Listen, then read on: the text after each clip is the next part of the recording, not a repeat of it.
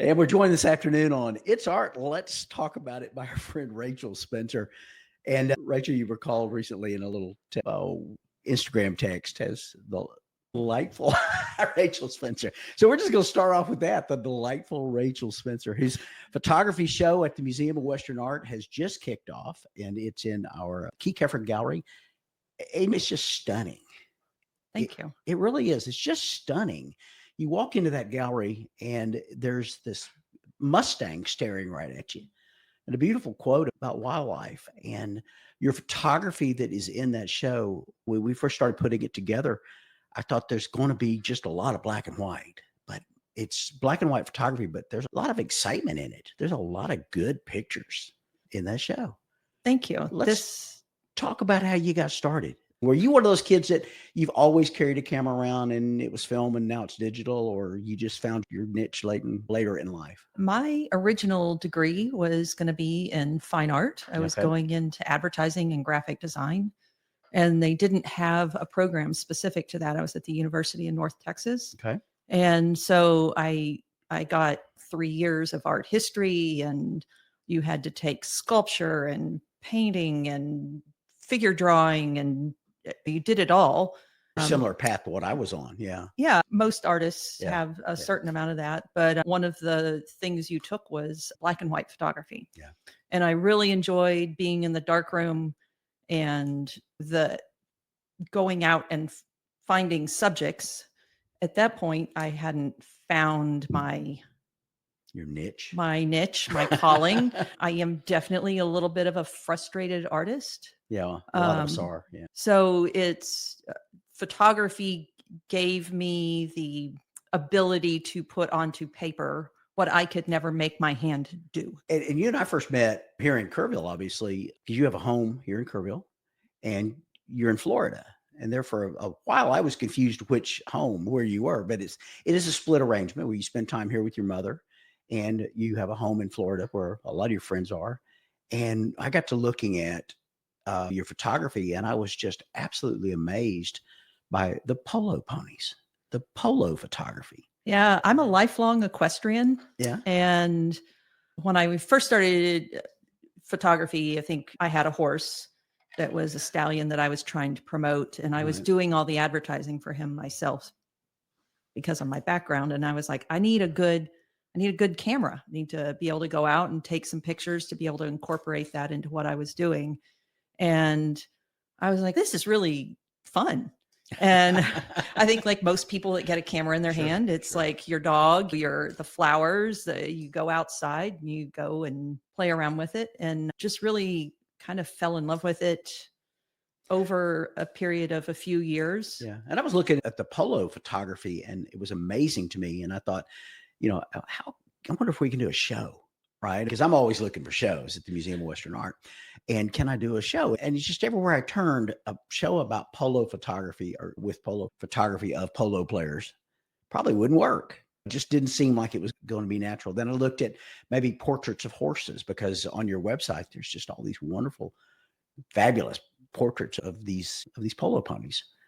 And I thought, I wonder if she can do anything else. And then the more we talked, the more we kind of came into this whole icons of the American West. Because I'd heard you'd been on safari, or not photo safari, and been to places. And you've been doing that a long time. Is this I really kind of fell into the wildlife photography and really just completely fell in love with it. I spent a lot of time with it, and I was kind of phasing out of my full-time life with horses. Yeah. And photography was what I did to get away from the horses. And now I find I'm trying to create that balance between the two. I've kind of fallen back in love with the horses. Birds, though? Birds was your passion. Birds was the first love. That was the first passion, wasn't it? Yeah. And we thought about doing a bird show, and I thought, man, it might be a little too limited. Not very Western. How many birds can you look at? And unless it's eagles, we really don't know. But the bird photography was just phenomenal. And then you and I started talking about big animals, right? Yes. And I understand you took a few trips to make this happen. I reached platinum status last year with Delta. Just really. So you went to various places to do specific animals Yeah, our conversation, we started talking about doing a show and how it needed to tie into the West. And I've always just followed, like, yeah, it'd be really cool to go photograph polar bears or go photograph wildlife in Kenya. I'd never really thought in the construct of a show or a series. Right. And this really pushed me to go, okay, what would you call this show? How would you tie it into the Western landscape? And I spent a lot of time at the very beginning going, okay, what are those Western Right. species? How do they tie into the bigger story of the West? And I just sat and brainstormed for actually quite a while before I ever tried to do any research on trips. We've been talking about this show though for 3 years. Yeah, a little over 2 for sure. Yeah, Yeah. well, certainly over 2. Yeah. And it was a question of, okay, what animals should be in the thing? And then you said, "Well, I'm going to go up to Alaska and photograph the bears. Yes. And then I'm going to go to Canada and photograph muskox. I'm going to go to central Colorado or Wyoming and photograph the bighorn sheep." And it's just every time I was kind of on an adventure with you. Every time you get back from a show, okay, hey, did you get some good shots? Kind of, and that was fun to be a part of, kind of watching you put this thing together. And It was an artistic journey for me. Like I said, I'd never worked in the confines of a series and trying to put together the broader story, how that ties back into the animals, how that ties into the photography. So it's been a tremendous learning experience. There's a fabulous portrait of a bighorn sheep ram, Cody, Wyoming. He's sitting low in the grass and the lights coming in the evening. And I guess my question is, you didn't just walk to the top of the mountain and take that picture. You had to set up for a lot of these things. Is there a lot of time in a duck blind, so to speak? Nothing in the show was from a blind. I take that back. The deer were from a blind in South Texas. Okay. But everything else was you research. So you've decided we're going to go shoot bighorn rams. Where's the best place to do that? And it was not far from Cody, Wyoming. Right. So then you get in your car every morning before sunrise and you go out and you look at the environment and you then make educated decisions on what is photographically going to work. And as a fine art photographer, what Right. I'm looking for and what is going to work on the walls in the museum or in people's homes is very different perhaps than what a traditional wildlife photographer is going to try and capture. I was really seeking the broader landscape. Do you think that shooting for a show, for a museum, changed your shooting of the animals? 100%. Yeah. 100%. Because that's what you were thinking about, was how's it going to look on the walls? Yeah. And I guess this brought into focus for me what I have never been able to quantify for myself. When I've been out shooting before, you get very in the moment and you're watching a lion take down a gazelle or whatever you're watching. While that is a fantastic behavior and it's amazing wildlife photography, it is not what somebody's going to buy to live above their bed or on their living room wall. Some people might love that, but I wanted to tell more of the story of the landscape and how the animals fit into that environment. And then just the really beautiful moments in nature that are out there. So I guess the focus of the photography was different. Now, if that other moment happened right in front of me, I was shooting it. It just didn't happen to make it into the show. How many pictures did you take? We've had this discussion before. I did do thousands. thousands. Yeah. I did try to put down the wildlife icons by the numbers. We're joined today on It's Art, Let's Talk About It by Rachel Spencer, whose photography show Icons of the American West at the Museum of Western Art has just been a killer. People are really enjoying it. Earlier, podcast producer Tom Fox was in, and he and his wife bought 2 this past weekend and have already decided they want 2 more because it's going to go on their wall so well. And so that's been exciting for me to watch people buy the art. And it has to be, for you, a little charge. It's got to be fun. Oh, it's incredibly gratifying people to see your work.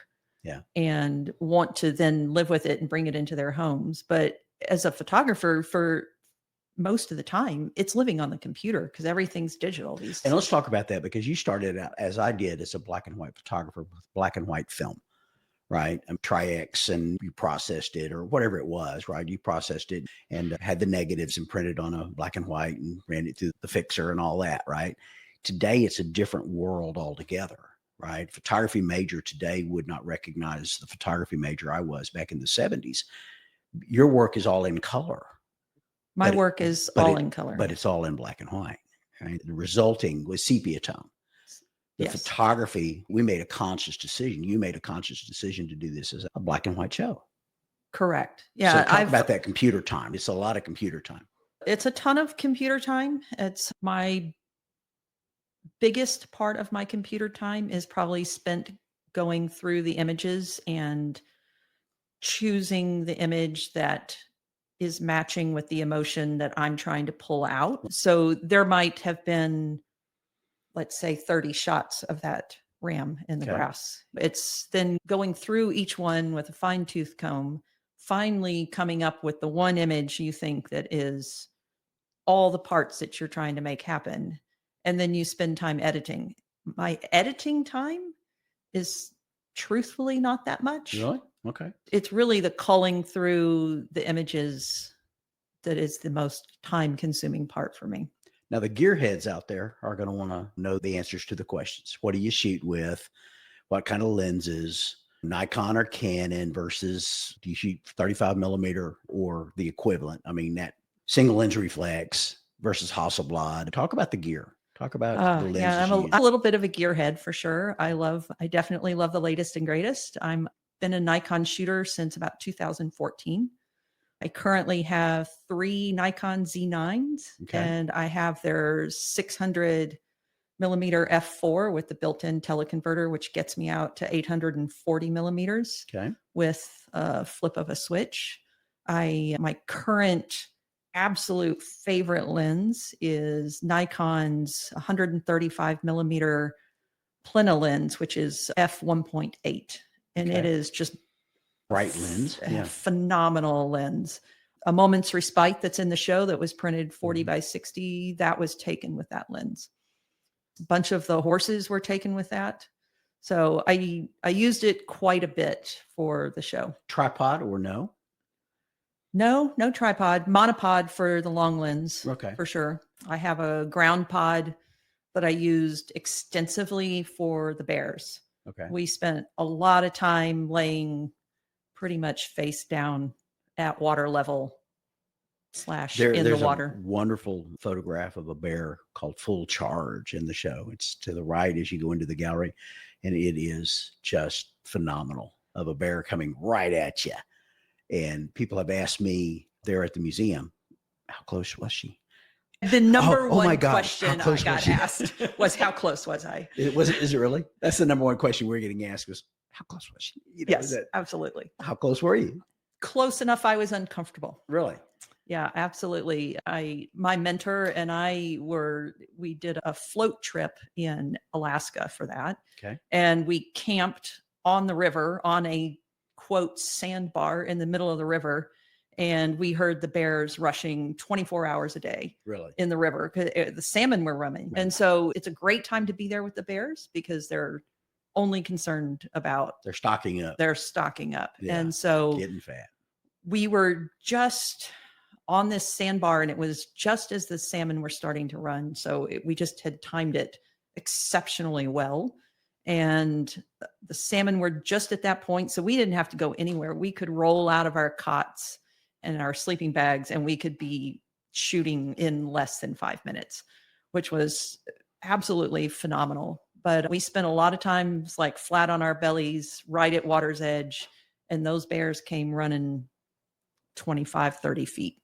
No kidding. Yeah, it was. Thankfully, they're more interested in the salmon than they are. Yeah, from, it was a rush. The from first time Texas. it happened, it was, I stood up. We did have a guide with us that was to keep us safe and tell us when we were being little ridiculously too stupid. obnoxious Yes. with it. Yeah. So the gear is pretty much the same in every shoot.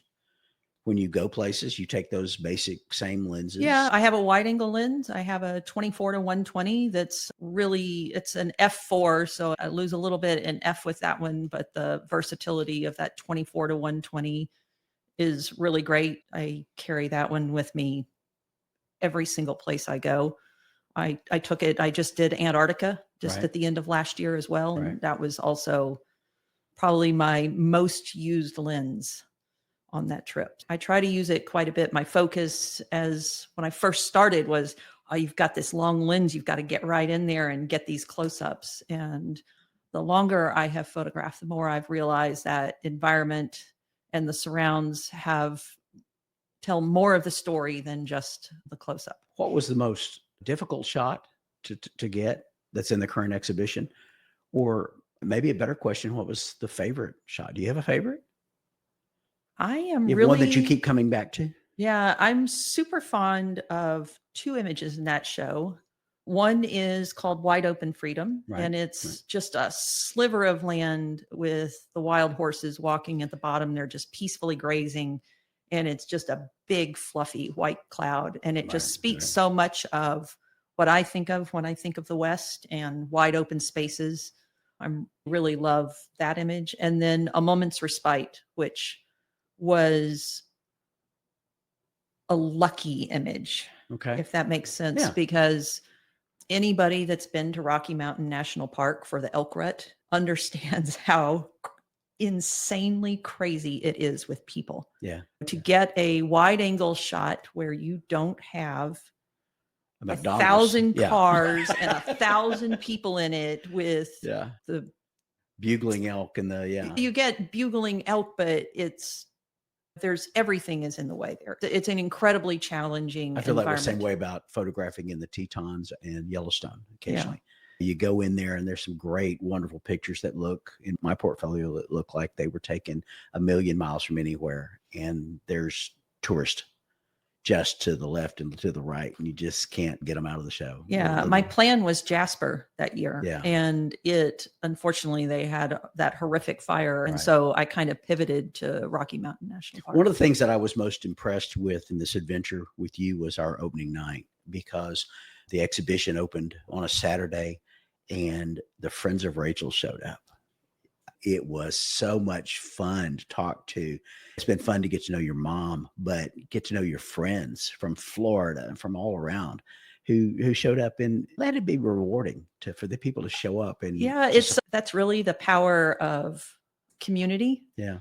I've always been involved with the horses and the show community. I've done that since I was 25 years old, and we won't talk about how many years that is, but it's a lot. And you really get this community of individuals around you in any sport you do or any activity you do, where you spend. Do you photograph alone or with groups, with people? You go a lot with people. Does it help to be in a group of like-minded individuals? Yeah. And it's way more fun. Right, You get to commiserate over the shots you missed, or, wow, did you see that? That was so incredible.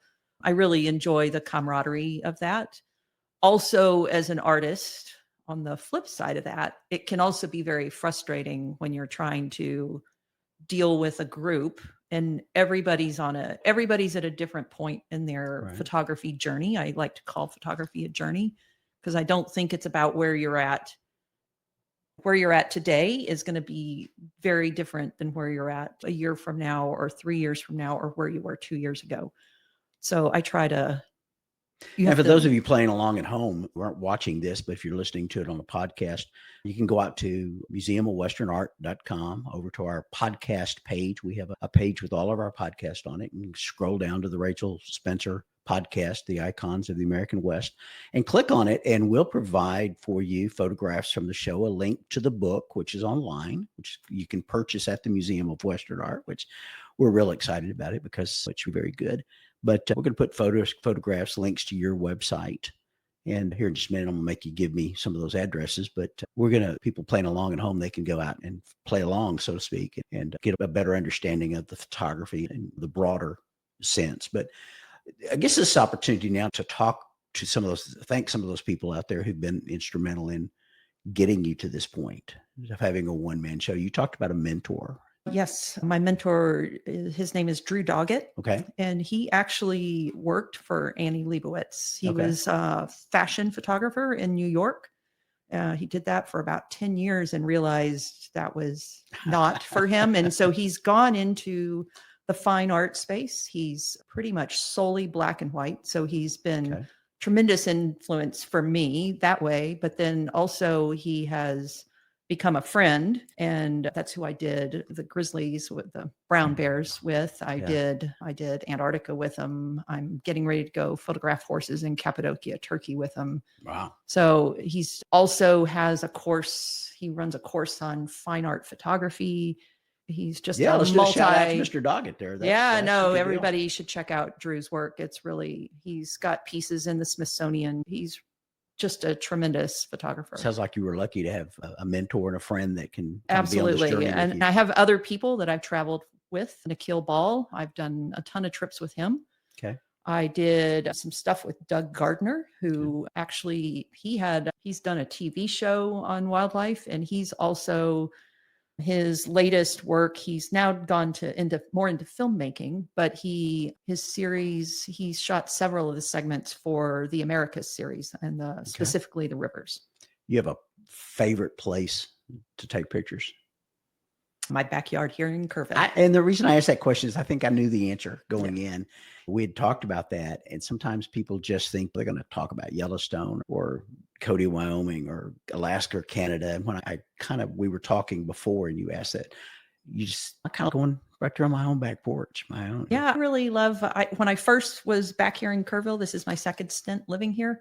I used to be like, okay, where am I going to go? What am I going to go find things? And I really started getting into what's actually here on our property. And I guess that's an important part for people who are interested in photography, is that you don't have to go to Alaska to enjoy your photography. No, I've had several of my images taken right here on our property. And several have won in the show. Have won in contests. Yeah. Yeah, one of the deer. One of the deer in show the is taken snowy from- deer. yeah. It was taken here on our property. So That's just pretty cool. But people think they've got to go to Turkey or Alaska or wherever to get great images. And it doesn't hurt to have the big mountains or the big whatever, but subject matter is important. But I think everybody has sparrows or blue jays, or of course my focus here is more on the birds, but those common birds, I think there's tremendous images to be made there. So it becomes about really studying your subject and looking at your subject. And I know, standard question I ask all my artist friends, and I include you in that group. As a museum director, I see a lot of artists. So I talk to a lot of artists on It's Art, Let's Talk About It. Advice for youngsters wanting to be in the arts. What would you say to that person who's got a camera, got the gear? If you were being a mentor, you were, saying, okay, they're going to say, what would I do next? What's that good piece of advice? It can be real simple too. It can be, I had asked a photographer once about that, and he said, keep your lenses clean. It's really, is it that simple? Is it just shoot a lot, muscle memory? What is it? I think it's getting outside and really learning to see your subject, whether that is the sparrow or the robin, and then figuring out how to make that best photograph. Because in wildlife photography specifically, I think there's a lot of field craft that goes into that. There's plenty of guys that have podcasts and magazine articles about this ad nauseum. Right. But it is about learning how to approach those subjects and be able to get the images you want. It is not about the editing on the back end. It is getting out there and being like, okay, I really love this behavior, or I love this part of the bird or this feather pattern, and then try and figure out how to capture that. Seems like observation then. A lot of observation. Is the key to what you would give advice to a young person. And my background, like I said, was fine art. It still continues to be a major driving force behind what I'm doing, and almost more than it was at the beginning. What's next for Rachel Spencer? You're headed someplace, I know, because you're always headed someplace. Yeah. Platinum member of the American or Delta Club, which is it? Yeah. But you're going somewhere, right? I'm going somewhere. I am currently working on a series called In the Company of Horses. Okay. And that is going to include some of my polo based images. So it's going to be some wild horses. It's going to be horses from Cappadocia. We're getting to photograph those in some pretty tremendous places. I think there's potentially a Western shoot in there somewhere, like Roundup, Dude Ranch. Still kind of working on putting that one together, but I'm excited about that series just because of my background in horses. Yeah, I've spent some time in Montana, and your photographs, the one you mentioned that you like so much, is it's the horses there in the mountains and how hard that is to get close to those guys. I've done that. I've been there, and man, it was just, I kept thinking, man, I'm never going to get close enough to get a good picture, but it's the big sky country. It's Montana. Yeah. I So- try to think about when I'm there, it's okay. Like, what's the predominant feature here is, yes, you're here shooting horses, but But it's what the- makes this place so special? And it is the landscape. The landscapes. Yeah. So You got back from Kentucky recently? Or did you? I'm headed to You're Kentucky. headed to Kentucky. Yes. I knew that was somewhere in my list there of things to ask you about. You're going to go to Churchill Downs is That's Louisville. So I'm going to Lexington. Lexington. Okay. That's the Kentucky Horse Park is where I'm headed. So you're headed to take more pictures of horses. Possibly. It's Yeah. polo. Polo is happening there right Okay. now. So Okay. I'll be up there for going into their big polo season. I have my horses are up there, so I'll get to go see them and ride them. The adventure continues with Rachel Spencer. Absolutely. Which Never I hope ending. I hope everybody will come by till August 30th. The show is called Icons of the American West, photography by Rachel Spencer. It's set aside in a gallery. We painted the gallery, put up some really cool graphics, and it's a wonderful little story of icons of the American West. And we're so absolutely thrilled at the Museum of Western Art that you were on this adventure with us, and hope people will come by and see that show. Thank you so much for having me. It's been just incredible. Yeah, it's been a lot of fun. And I'd like to say, I do encourage people to come by and see the show, at least pick up the book. Photographs are available. One's off the walls and prints. If they're already, those are on the wall or sold. We can get you framed and unframed and make all that happen. Rachel, thanks for being on It's Art. Let's talk about it. It's a production of the Texas Hill Country Podcast Network. Did I get that right, Andrew? Yeah, Andrew said, yeah, thumbs up on that. An award-winning podcast, so we're real excited about that. A lot of people listen to it. If they want to know more about Rachel Spencer, what's the websites to go to? It's rachelspencerphoto.com. rachelspencerphoto.com. Yes, there is a Rachel Spencer wedding photographer. And there is. And I was going to make sure I pointed that out. You first I had people doing research early on, and it was, is she a wedding photographer? No, she's not a wedding photographer. Not ever. Not ever.